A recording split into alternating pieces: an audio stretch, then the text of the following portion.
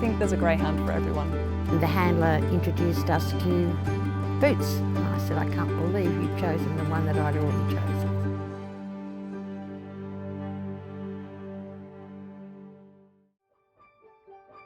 You know, after years of training, greyhounds, you tend to have an idea of which ones are natural born chasers and which ones aren't.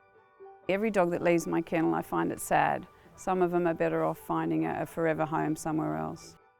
So there he is, beautiful Boots. He's very photogenic. He was just a real lovable boy, loved attention, just loved attention. I realised that he wasn't born to be a race dog, that he literally just wanted to be a pet. And from there I then approached GAP to look at rehoming him. I like to put my dogs through an adoption program that's run by our industry, and they do a great job.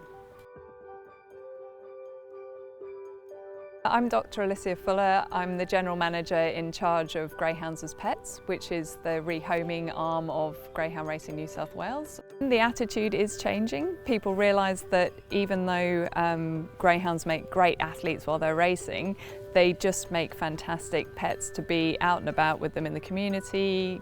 We have greyhounds that are great with children, great with other dogs. Most of the time they like spending about 23 hours on the couch, so they are the perfect pet.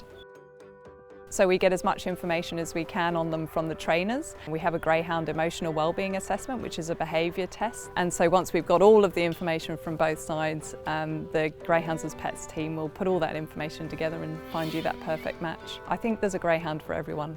On the day of adoption itself, you'll be able to come and meet your Greyhound on a one-on-one basis and bring any children or any other dogs that you have in your family to meet them as well. If we're suitably matched and everybody gets on well, then you can take your Greyhound straight home on the day. So Ruth was after a young male greyhound, which is fantastic because often young male black greyhounds are really difficult to rehome.